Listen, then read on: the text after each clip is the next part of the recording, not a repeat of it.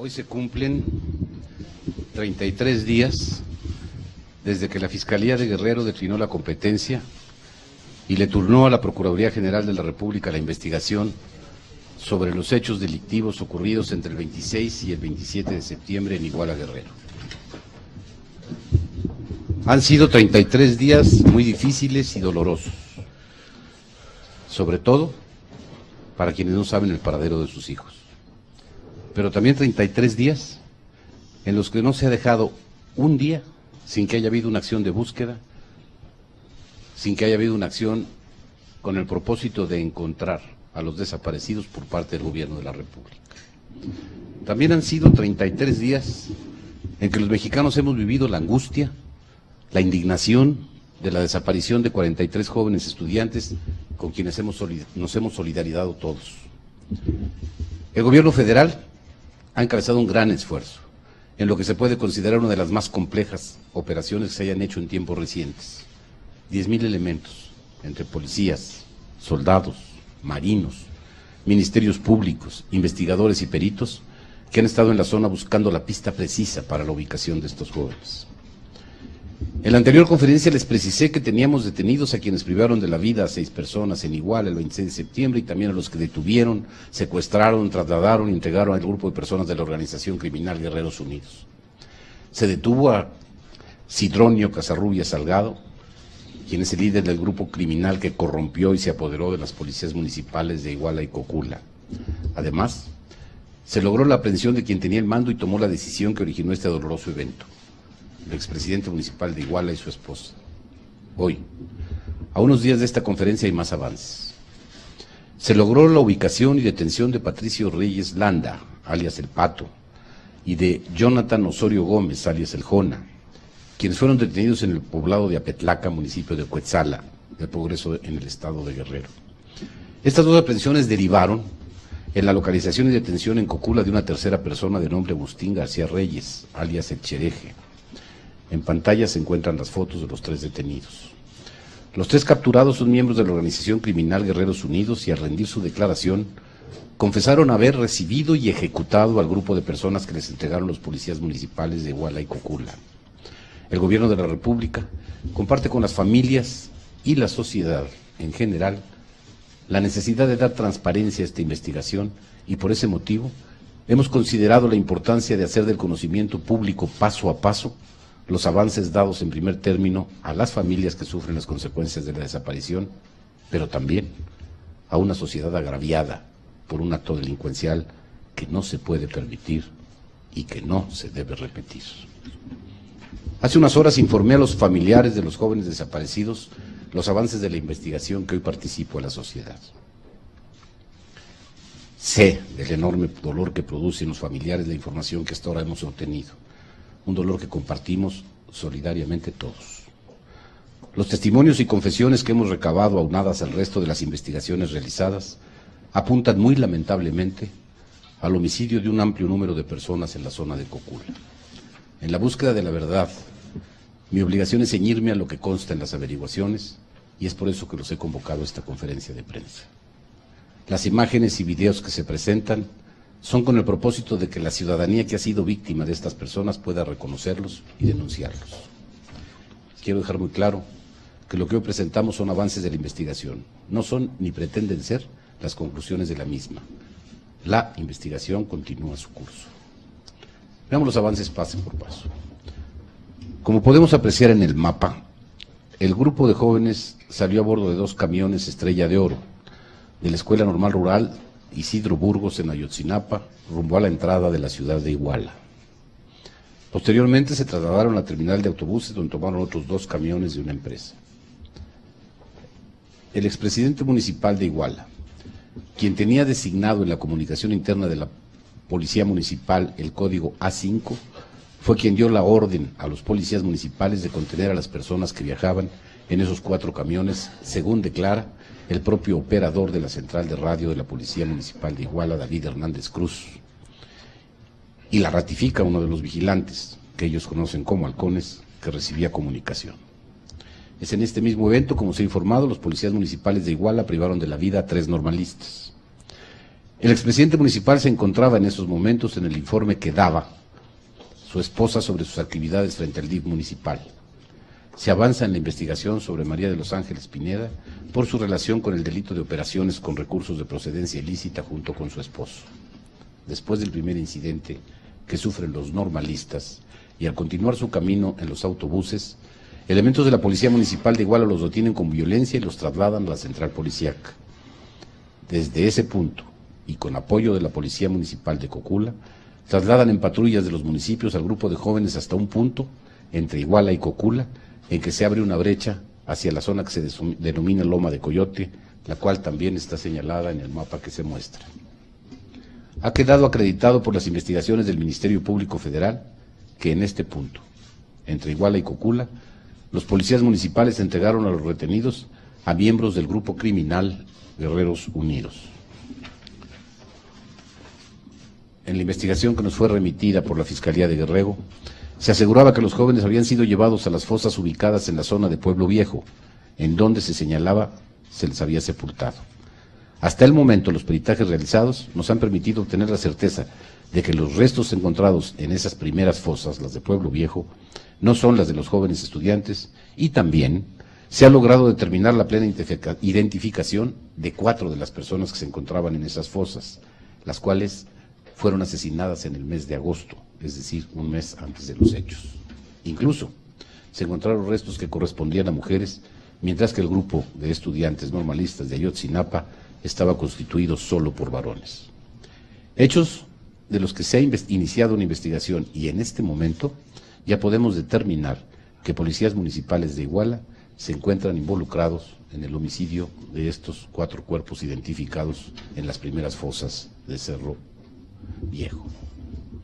En esa coyuntura, el hoy detenido Sidronio Casarrubias Salgado, líder de ese grupo criminal, como lo refiere en su declaración, fue contactado por su lugarteniente de nombre Gildardo López Astudillo, conocido como el Gil, quien le informó vía mensaje celular los conflictos que se estaban suscitando en Iguala, atribuyéndoselos al grupo delictivo contrario. Casarrubias Salgado fue quien avaló las acciones para, entre comillas, defender su territorio.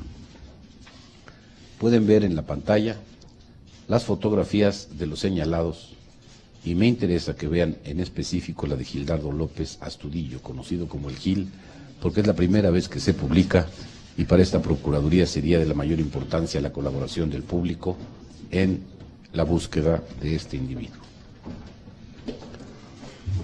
La foto. En un momento más la verán y si me permiten, continúo.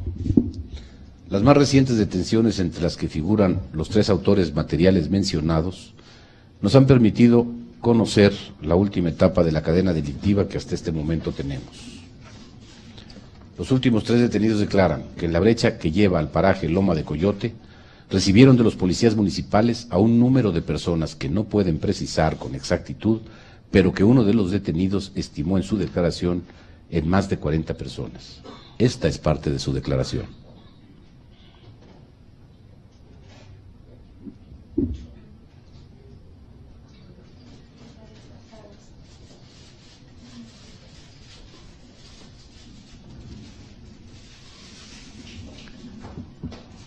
Despierten al que tiene el video. ¿Cuántos estudiantes había? Dicen que eran 44, pero así que los había contado uno por uno, no. ¿Quién dijo? Ellos dijeron, ¿quién? El Pato y el Juguete decían, son 44 o 43. Así yo no lo soy, pero que los había contado de uno, pues sí eran hartos.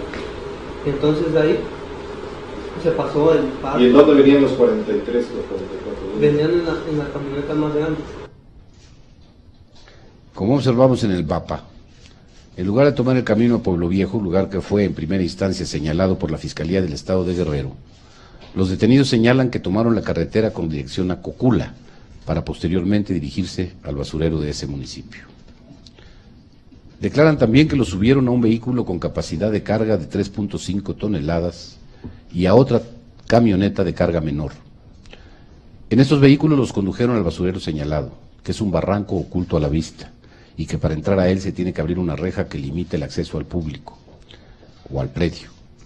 En pantalla pueden apreciarse las imágenes de las camionetas utilizadas y las del basurero de Cocula, en el basurero de Cocula.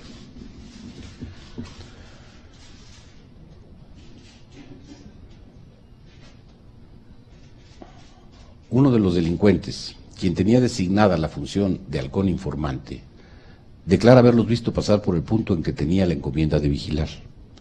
Dos de los detenidos declaran que algunas de las personas que trasladaron el basurero de Cocula llegaron o sin vida o inconscientes, y que los otros fueron interrogados por integrantes del grupo criminal para determinar quiénes eran y las razones de su llegada a Iguala. Después de estas imágenes veremos las imágenes de esta declaración. ¿Había algunos muertos en la camioneta antes de bajarlos? Sí, al momento que yo iba pasando a los chavos, Ajá. ya había muertos, teníamos aproximadamente 15 muertos. ¿Muertos de bala o de qué? Se ahogaron, se asfixiaron. Les preguntaron qué eran y todos respondían que eran estudiantes. Somos estudiantes. Y entonces los bajaron y les preguntaron que aquí habían venido a Iguala. Y dijeron que venían por la esposa de Abarca, no sé si dijeron. ¿Pero pertenecían a algún grupo? Es lo que les preguntaron ellos, pertenecen a un grupo y decían que no.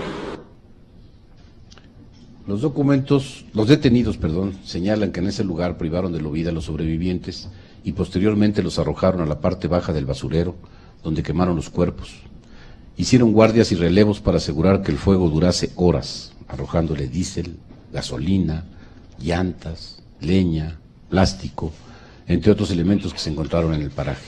El fuego, según declaraciones, duró desde la medianoche hasta aproximadamente las 14 horas del día siguiente, según uno de los detenidos, y otro dice que hasta las 15 horas del día 27 de septiembre. Pero el calor que desprendía el área, los delincuentes no pudieron manipular los restos de los cuerpos sino hasta cerca de las 5:30 de la tarde, según sus propias declaraciones. Cuando los peritos analizaron el lugar, encontraron cenizas y restos óseos que, por las características que tienen, corresponden a fragmentos de restos humanos. También aquí están las imágenes. Ya los dejó caer así. Y entonces cayéndose así, ya dice al terco, la rana o el pato, los agarraban y los iban acomodando. Llévate, si quieres, ocupamos estas mismas así como si fueran cuerpos. ¿Quieres que te ayude alguien? Como que te ayude alguien. No, porque estaban vivos, se levantaban, ya los agarraban y ya los caminaban. Entonces ya ahí los ponían y le decían, no vas a decir, y los tiraban. ¿Había algunos muertos en la camioneta antes de bajarlos? Sí, al momento que yo iba pasando a los chavos, Ajá. ya había muertos, teníamos aproximadamente 15 muertos. ¿Muertos de bala o de qué? Se ahogaron, se asfixiaron. Así los iban dejando, ya los que los agarraban, ya por aquí, les tiraban. Y ya entonces los demás los jalaban de las patas o ya sea de las manos y los iban acomodándose ahí. Ya los demás chavos los que quedaron vivos quedaron de este lado. A los de encima, a mí me dijeron, tú jálate los que ya están muertos a la orilla del basurero. Como está alto, pues es zona de que por aquí los agarré con el vincho, así cargando. Ajá. Y aquí había otros dos y esos dos los columpiaban y los aventaban hasta abajo. Mientras nosotros los acarreábamos... O sea, los mataron arriba. No, algunos, a los de encima. Corroboran estos dichos las declaraciones de dos empleados del área de servicios públicos del municipio de Cocula, quienes en su declaración ante el Ministerio Público señalan que cuando iban a bordo del camión de basura municipal identificado como la Unidad 01, fueron interceptados por dos de los ahora detenidos, quienes les impidieron el paso y les ordenaron que regresaran. Esta versión fue en un primer momento narrada por dos de los detenidos y posteriormente confirmada por los propios empleados del municipio de Cocula, quien además reconocieron a los detenidos como los mismos que les impidieron el paso, señalando que no se habían acercado a declarar de motu propio en razón de tener temor a represalias. Viendo todo esto entiende uno ese temor. Continuando en el relato de los hechos, los detenidos declaran que cuando bajan al lugar a donde se habían arrojado y quemado los cuerpos, recibieron la orden de quien apodan el terco de fracturar los restos de los huesos calcinados, para ser depositados en bolsas de basura negras. Según sus declaraciones, estas bolsas fueron vaciadas en el río San Juan, salvo 2 que uno de los declarantes dice haber arrojado completas. Yo tuve participación en eso con el Primo, el Chedeji y el Peluco. ¿Cómo? No recuerdo. ¿Cómo hacías que los cuerpos de arriba se fueran para abajo? Uno los sujetaba de las manos y otro de las patas y los columpiábamos de manera que se aventara hacia abajo y ya los cuerpos rodando llegaban hasta donde ya llega lo plano. ¿Qué hicieron cuando estaban abajo? Comenzaron a poner piedras de manera que quedara un círculo de pura piedra y ya encima de las piedras se aventaba la llanta y arriba de la llanta se metía la leña. Y ya los cuerpos al principio los iban acomodando así en la plancha y ya después así hasta que se acabaron los cuerpos y ya de ahí ¿Les rociaron algo? sí, ¿Qué? llegó el guasaco con diésel y gasolina, lo cual los bañaron a los cuerpos ahí pues en la plancha de diésel y gasolina. Y el Duba y el guasaco le prendió de una orilla y de otra. El círculo de piedra, ahí se los dejamos, entonces quieren, y de paja los comenzaron a acomodar así como si fueran leña, y ya entonces trajo el del terco. Ya muertos. Ya muerto, ya trajo del terco el diésel, no sé si era diésel o gasolina, y ya se las comenzó a echar alrededor y nosotros le pusimos la leña antes, y ya se los echó y prendió. Entonces a mí me dijeron, pónteme a juntar botellas o plástico para que no se apague el fuego. Y ahí mismo en el basurero anduve buscando botellas y llantas. Y ya yo las dejé y las entonces súbete allá arriba a cuidar. Me mandaron a cuidar. ¿Hasta qué hora estuvieron ahí que duró la lumbre? Sin meterle mano duró aproximadamente 6 o 7 horas. ¿A qué hora se apagó todo?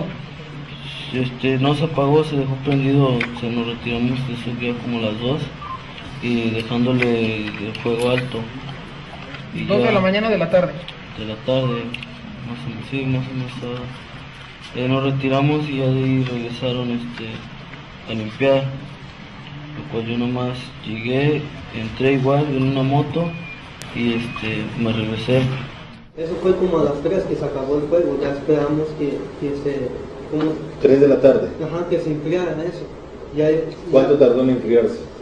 Pues de 4, como a las 5:30 se acabó y ya le echamos de esa ceniza y tierra para que no estuviera tan caliente y se le pusimos doble bolsa. Y algunos llevaban unas palas y yo nomás junté así con botellas. ¿Y qué juntabas? Pues era carbón y pedacitos así de hueso.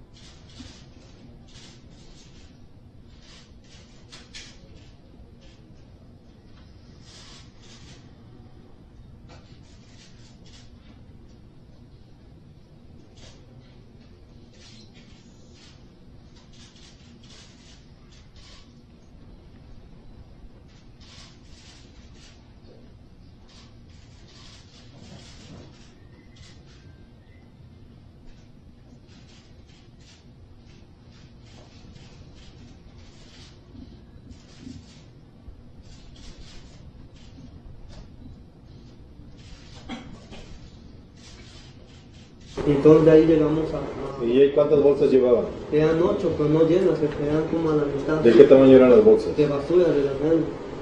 ¿De las negras? Sí. ¿Plástico? Ajá, plástico. ¿De las que tienen Sí. hilo?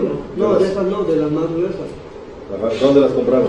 Esas ya las traía el terco. Ok. Traía 8 bolsas. Ajá, cuando llegamos a Estaquitas, llegamos al puente de San Juan, se llama. Pero antes de llegar al pueblo, casi de poquito de llegar al pueblo, ahí dijeron, bájense a tirar las bolsas, nos dijo el terco. Cuando nos dijo, tienen las bolsas, yo agarré 2 y nomás las aventé. Los otros agarraron, hacían hoyos y las vaciaban ahí.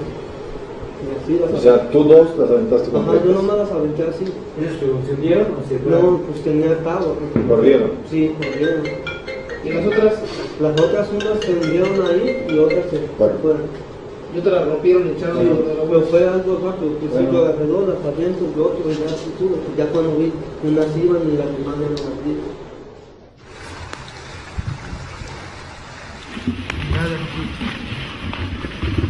Ya después, aquí las tiré. Sí, aquí, ajá. ¿En dónde los tiras? Las aviento así, porque había agua y se las llevó.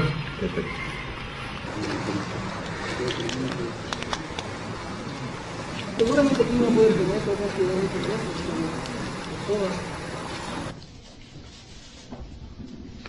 se Fuerzas federales, investigadores y peritos recorrieron la zona señalada por los detenidos, como ustedes lo acaban de ver en las imágenes.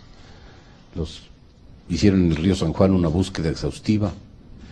En esta búsqueda y en el cumplimiento de su deber, por desgracia para las instituciones, falleció ahogado un elemento de la Policía Federal. Buzos de la Armada de México y peritos, tanto mexicanos como argentinos, encontraron restos de las bolsas y su contenido. Una de ellas permanecía cerrada, misma que contenía elementos óseos que hoy podemos confirmar que por sus características corresponden a restos humanos.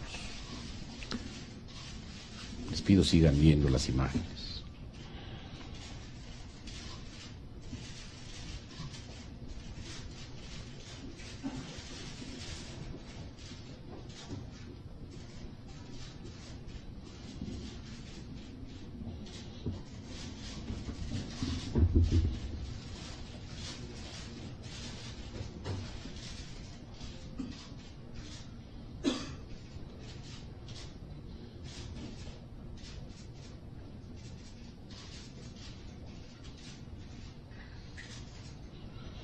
A decir de los peritos, el alto nivel de degradación causado por el fuego a los restos encontrados hace muy difícil la extracción de ADN que permita la identificación. Sin embargo, no agotaremos esfuerzos, no los escatimaremos hasta agotar todas las posibilidades científicas y técnicas. Los peritos, tanto de la Procuraduría General de la República como los forenses argentinos, en un esfuerzo exhaustivo, continuarán sus trabajos hacia la identificación. Para avanzar en la eventual identificación de estos restos humanos, los equipos forenses han recomendado que los estudios se realicen en los laboratorios más altamente especializados del mundo. Luego de varias videoconferencias y llamadas a distintos laboratorios, se acordó realizar estudios denominados mitocondriales. Los equipos periciales coincidieron que el mejor lugar para practicar estos estudios sería la Universidad de Innsbruck, en Austria. Al solicitar a los expertos internacionales consultar la determinación de tiempo que llevaron estos estudios tan complicados por la extrema calcinación de los restos, nos han señalado que no se puede especificar una fecha definida para la entrega de sus resultados. Entre las muchas pesquisas realizadas en esta investigación por la Procuraduría General de la República y las autoridades federales, se han encontrado, entre otras cosas, armas de hueso calibre, incluidas armas de calibre de 50 milímetros, 53,000 cartuchos como parte del arsenal que pertenecía al grupo criminal. Este hallazgo es una muestra de la peligrosidad de ese grupo delincuencial al que hemos venido desarticulando. De lo que se desprende hasta este momento de las investigaciones, quiero dejar muy claro que no hay evidencia alguna de que los estudiantes de Ayotzinapa formaran parte o auxiliaran a grupo criminal alguno. Las autoridades federales continúan en la búsqueda y aprehensión de todos los identificados como participantes de los hechos. 74 personas están detenidas y se están por cumplimentar 10 órdenes de aprehensión más, pero detendremos a todos los involucrados en estos hechos. Reitero, que la investigación queda abierta hasta agotar todas las posibilidades que permitan identificar los restos humanos encontrados en la barranca y en las bolsas localizadas en el río San Juan. Mientras tanto, se seguirán considerando como desaparecidos a los estudiantes de Ayotzinapa para efectos de la investigación. Como lo hemos señalado en varias ocasiones, La averiguación está abierta al escrutinio de los coadyuvantes nombrados por los familiares de los desaparecidos, quienes han tenido acceso a ella. Por instrucción del presidente de la República, todas las fuerzas federales participan activa y coordinadamente en lo que ya es una de las investigaciones criminales más grandes desde que se tenga memoria.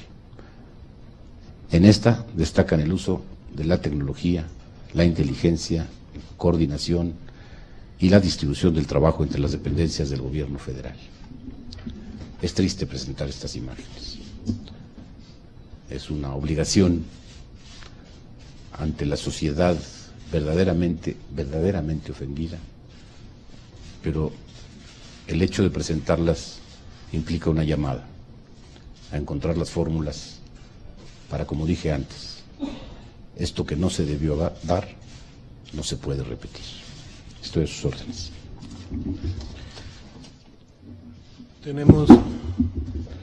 Tenemos preguntas y respuestas. Héctor Gordoa, de Mundo Fox.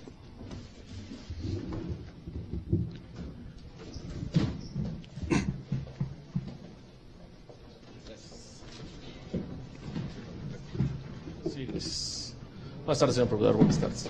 El día de ayer Human Rights Watch, a pesar de la información y de todo esto despliegue de autoridades en la búsqueda, señalaba que la reacción de la autoridad federal en este caso y en el de Tlatlaya también fue lenta, ha carecido también de una... ha carecido también en este caso no solamente de sensibilidad, sino de responsabilidad en el hecho, después de reaccionar luego de 10 días a un hecho tan dramático como es este. Y por supuesto, dice que en México desafortunadamente los poderosos no pagan. ¿Qué tiene que responder a este caso que dice Human Rights Watch? Gracias. Solamente la verdad. Los 10 días son los que tuvo en su poder la investigación en el Estado de Guerrero conforme a su competencia, mientras no se había definido la competencia federal. Es absolutamente cierto y absolutamente legal.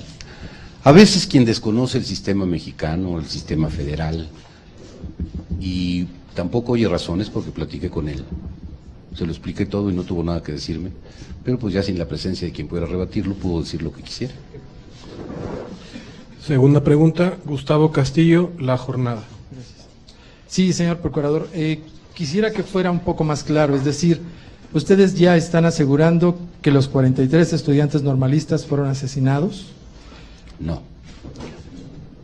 Nosotros estamos asegurando que el grupo de personas que se detuvieron, que se trasladaron, que se llevaron a ese lugar, se incineraron, se quemaron y después se tiraron al río, forman parte de los hechos sucedidos en Iguala. Para poder determinar que son los estudiantes, necesito acumular las formas de identificación que puedan darse. Hay muchos indicios que ustedes vieron. Precisamente por eso los mostramos, que nos podrían indicar qué son, pero la obligación de la autoridad que tiene como función la clara identificación de las cosas nos obliga a mantener la investigación hasta que tengamos una plenitud total. David Rodríguez, Cuadratín. Buenas tardes, procurador. Se reunió hace un momento con los familiares, quisiéramos saber más o menos qué fue lo que se comentó en esa reunión. Y segundo punto también, ¿qué pasa con esta chica Noemí Berumen? Porque podría salir también bajo fianza y podría ser una parte fundamental del caso, entonces tal vez podría no contenerse ante eso. Mire usted, primero, con los padres hablé tan claramente como lo estoy haciendo aquí, en los mismos términos y con las mismas precisiones. Déjeme decirle que fue una reunión dolorosa, tranquila, muy respetuosa y para mí muy triste, verdaderamente triste. En cuanto a la parte que le corresponde a Noemí, estamos todavía en el periodo en que podemos actuar de manera tal que si tiene alguna responsabilidad penal se le pueda aplicar. Ella se consignó y salió bajo fianza por el delito de encubrimiento. Jacobo García, de la agencia AP.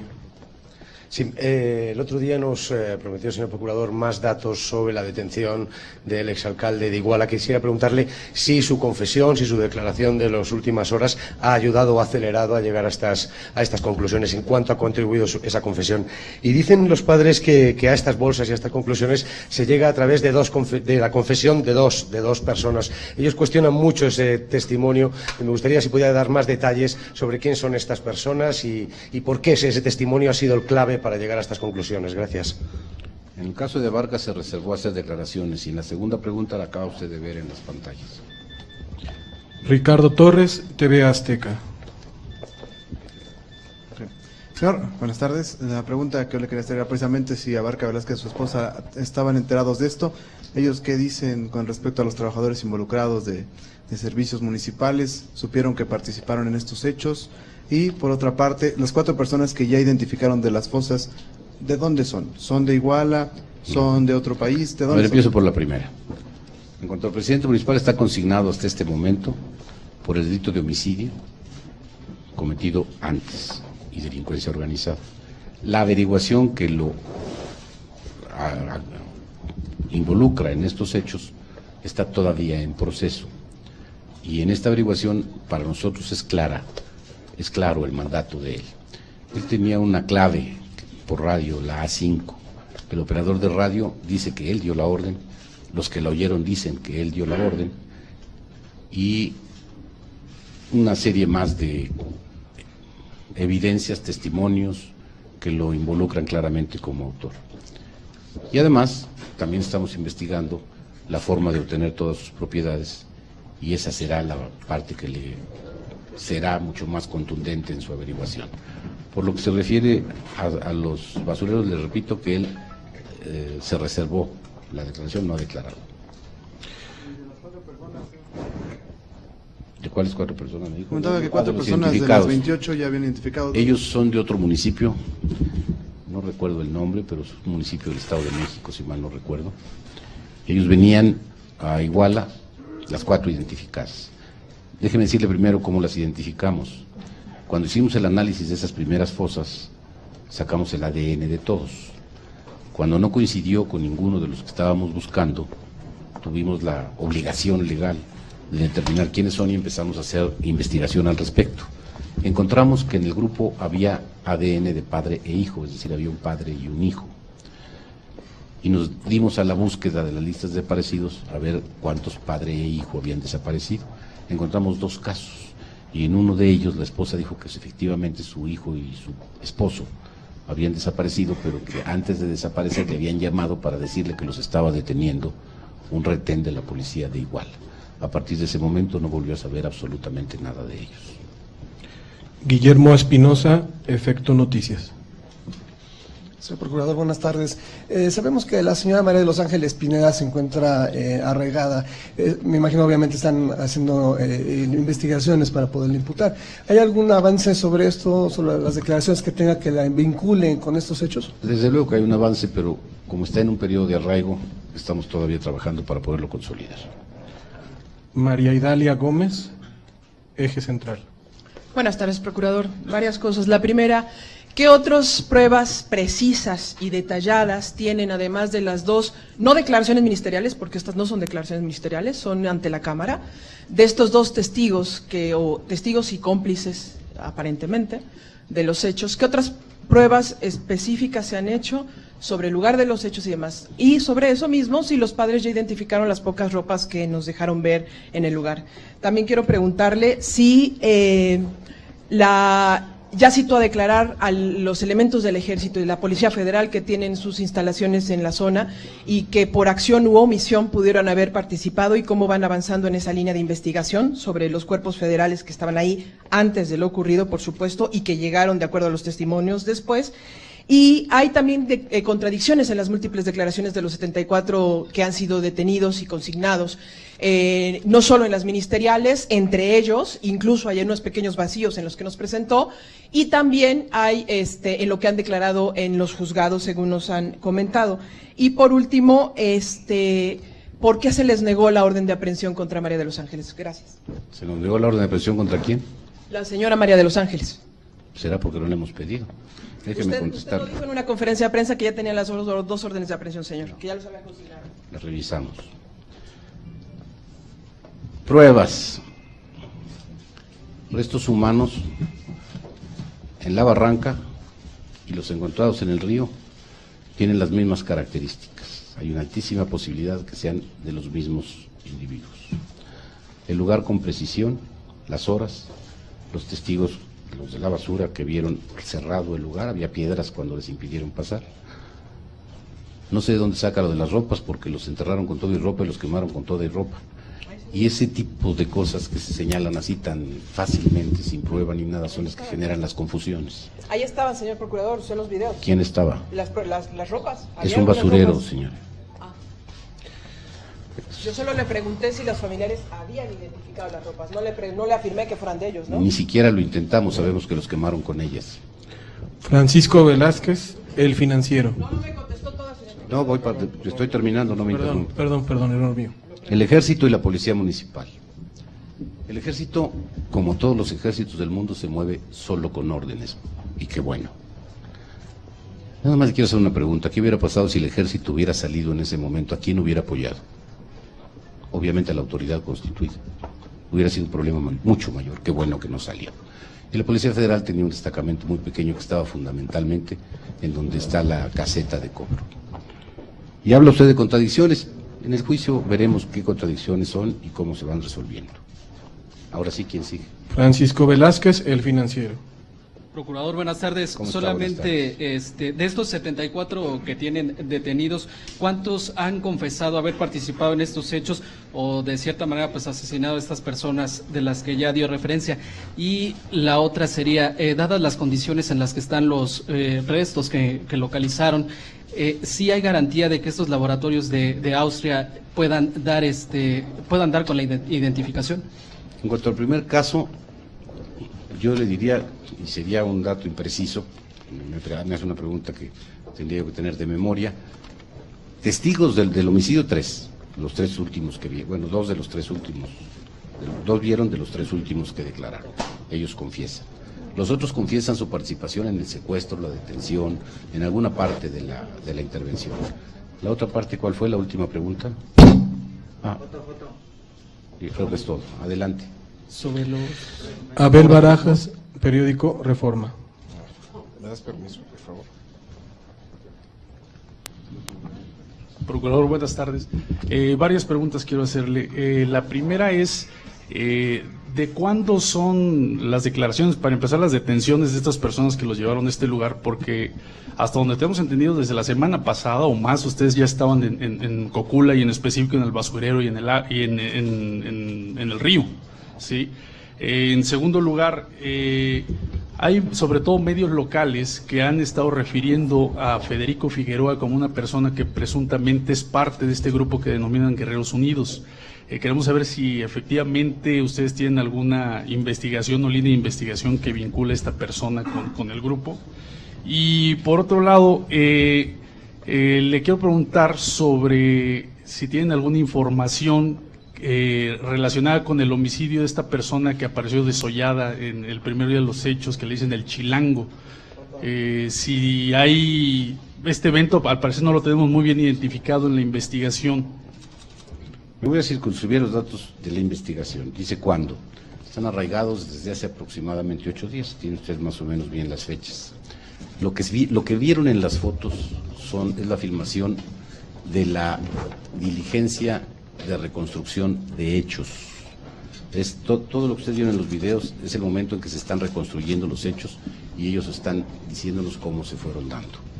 Y en cuanto a Francisco, le voy a pedir la información al área para darle un dato preciso. ¿Quién más? ¿Cuál otro? Le quiero dar la información precisa. Federico Figueroa no tengo, por eso le digo, quiero darle una información precisa para no decirle sí o no sin tener un sustento completo. Y en cuanto al desollado, también le voy a pedir al área que se lo plantee, porque la verdad, he estado 24 horas en este asunto.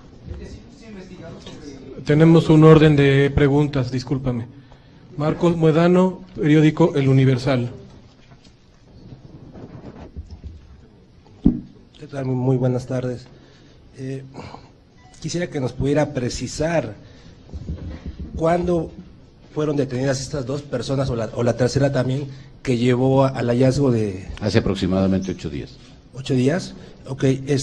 Estas declaraciones que ahorita estaban dando ellos, ¿son ya ante el Ministerio Público o únicamente son... Les repito, está el Ministerio Público, está su abogado, están los testigos, los vieron, están peritos que están ratificando lo que se está diciendo, y es durante el momento en el que se hace una diligencia de reconstrucción de hechos.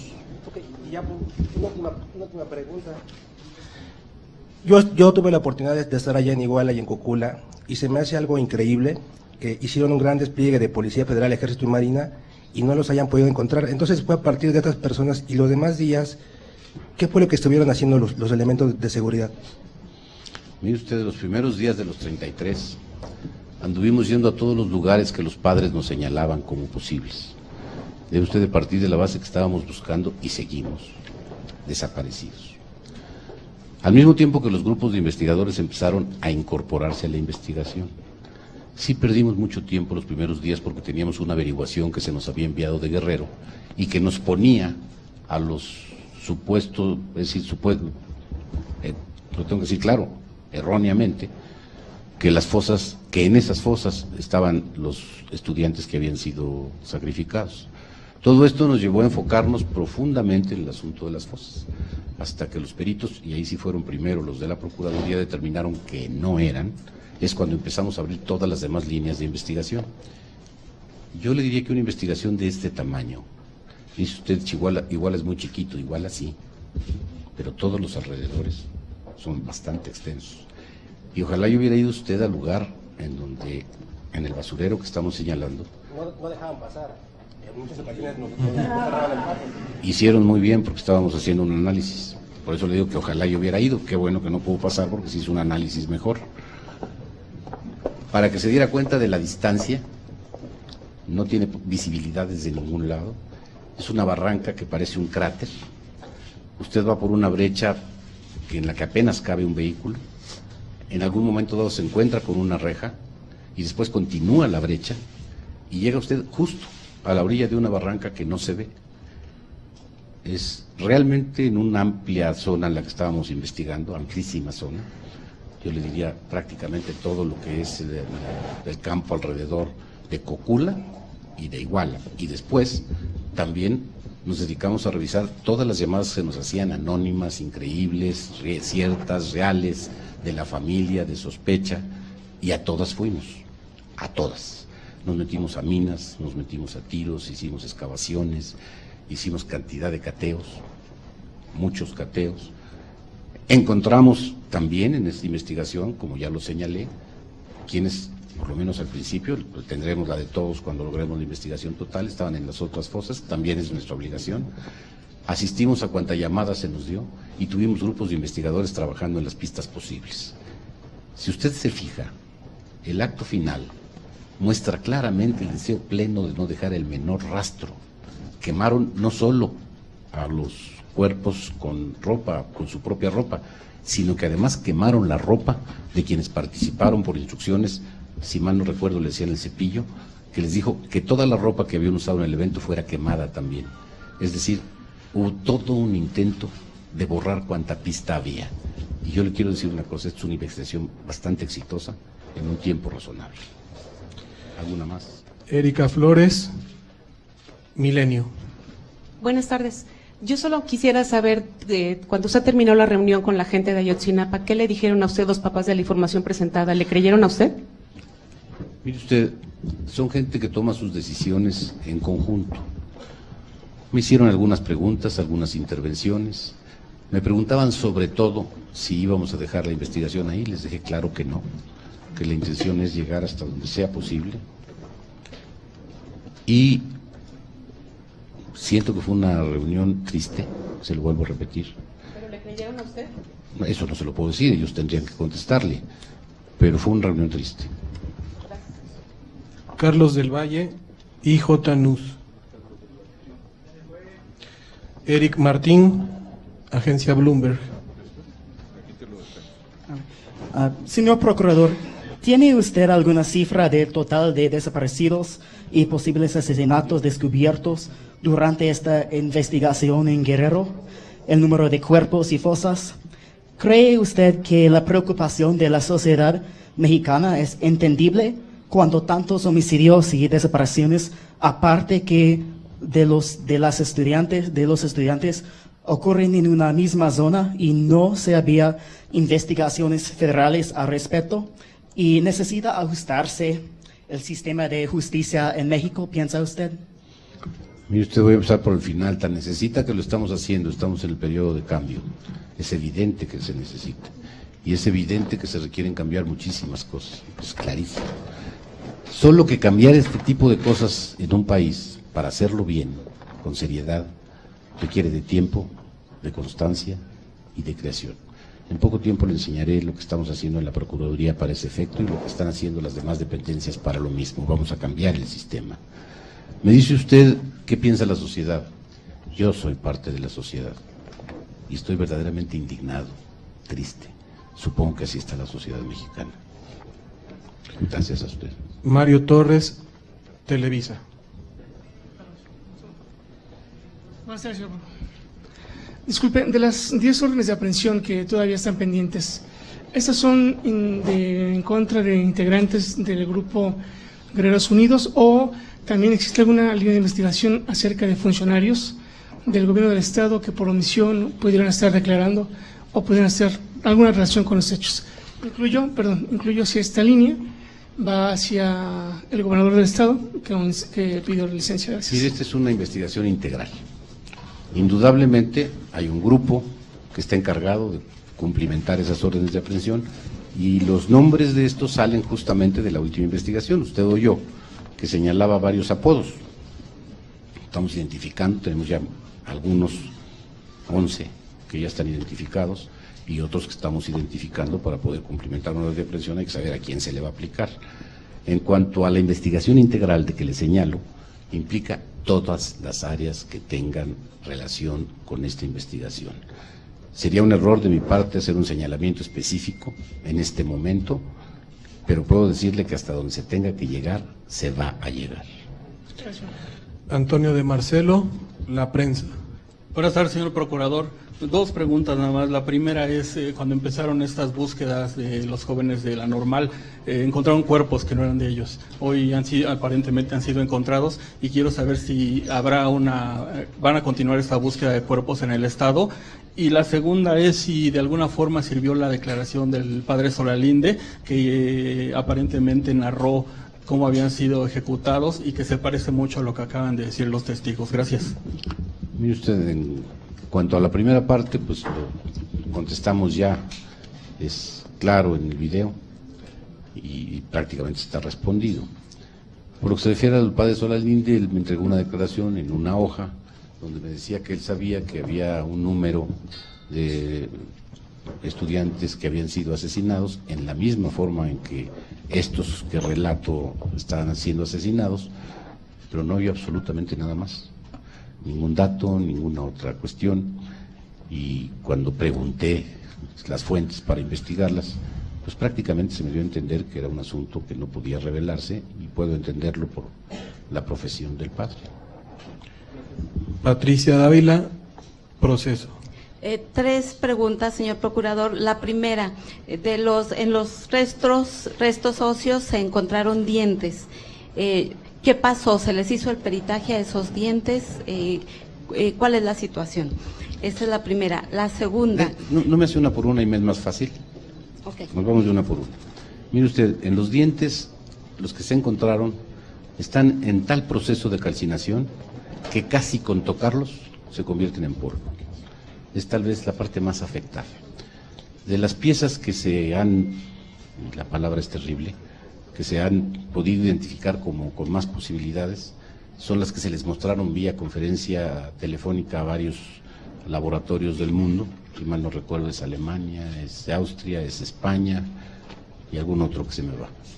Y todos nos dijeron que el nivel de calcinación era muy alto, algunos se negaron incluso porque decían que no era su especialidad. Nos señalaron que la especialidad la tenía Innsbruck, la Universidad de Innsbruck, y es ahí donde estamos haciendo el contacto para que se revisen las piezas que ellos mismos nos señalaron, tienen más posibilidades de podernos dar alguna señal. La segunda, hace un momento le preguntaban sobre el balance de las fosas y de los muertos que se han encontrado en Guerrero, pero no se respondió la pregunta. Es cierto, tiene usted razón. Mire usted, en la primera parte encontramos 6 fosas. Primero habían sido 5 y una no tenía restos. A ver si no me equivoco con los números. Ya tengo tanta información en la cabeza que luego confundo una con otra. Pero creo que fueron 6, de las cuales solo 5 tenían restos. En esas habían 30 muertos. Después se encontró otra con 8 en otro lugar. Y ahora esto, que no es una fosa, pero que tiene restos humanos.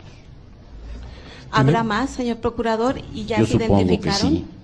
Hay una declaración en esta última en donde le preguntan a uno de los detenidos cuando están haciendo la reconstrucción de hechos si habían usado el lugar antes para eso, y él nos dice que sí, y nos señala un lugar donde los enterraron. Están ahorita los peritos en esa búsqueda.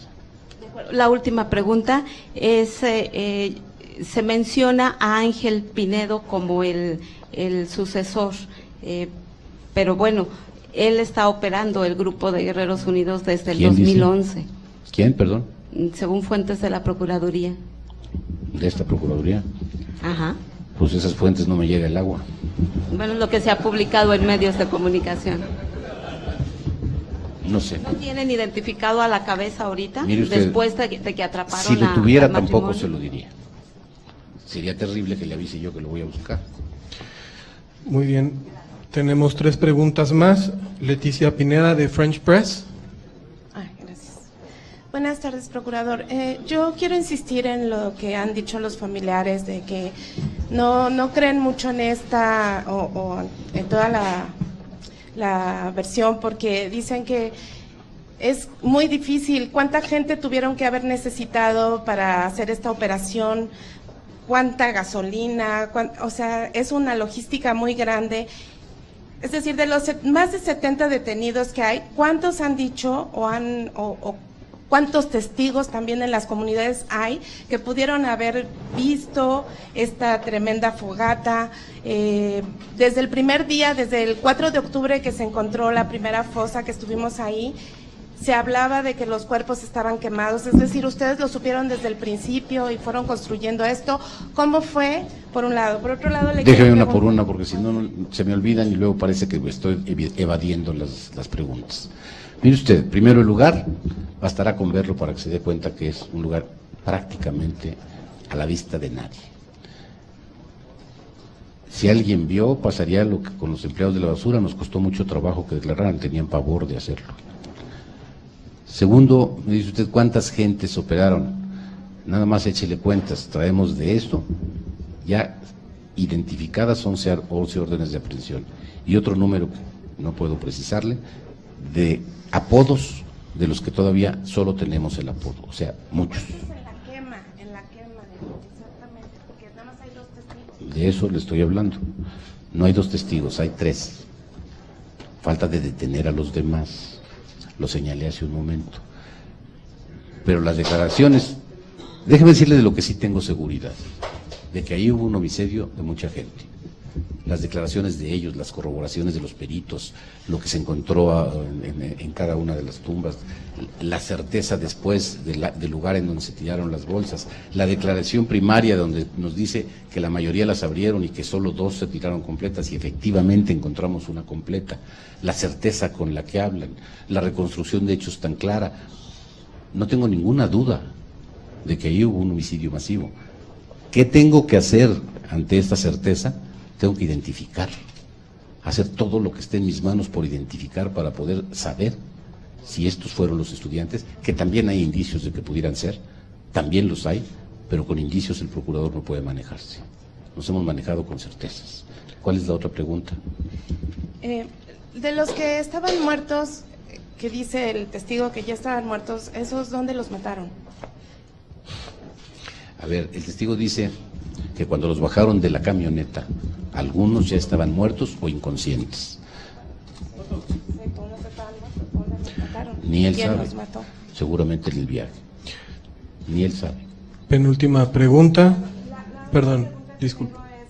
Si van a llamar a declarar al exgobernador de Guerrero. En el momento que la averiguación llegase a una necesidad de esa, lo haríamos sin ninguna duda. Hay muchas voces que hablan de un crimen de Estado. ¿De un qué? Crimen de Estado. Mire usted, yo hablo en el primer caso en cuanto a policías, presidente municipal, y seguramente así irá la consignación de desaparición forzada. Es un caso típico de desaparición forzada. Y luego, si hay muertos, es un homicidio. Usar las palabras así nada más es un poco peligroso. Un crimen de Estado es una cosa mucho mayor. Iguala no es el Estado mexicano.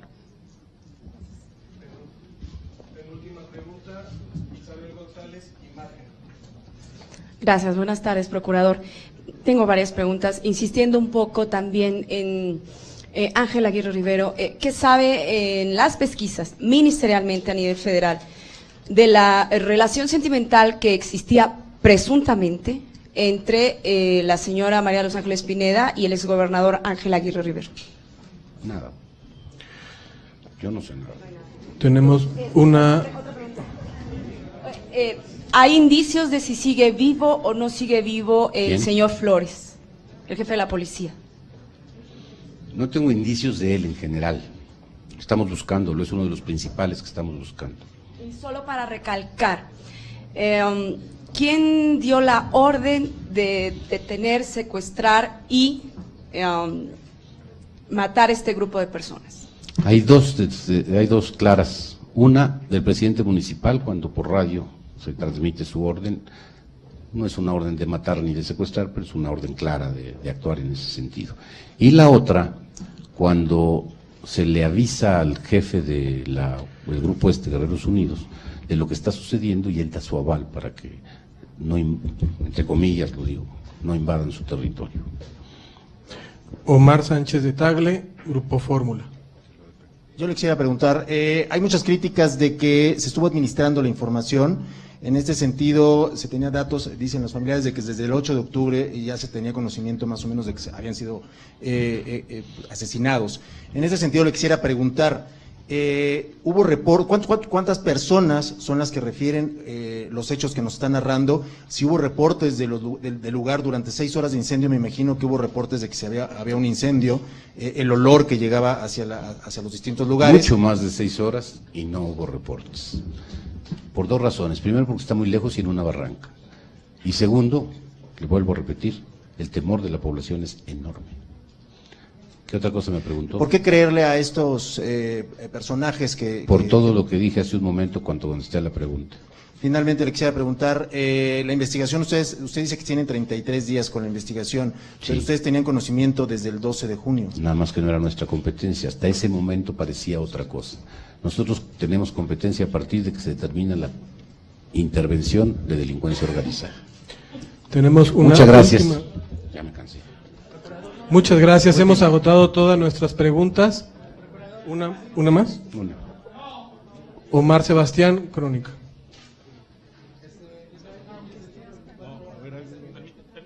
Buenas tardes, procurador.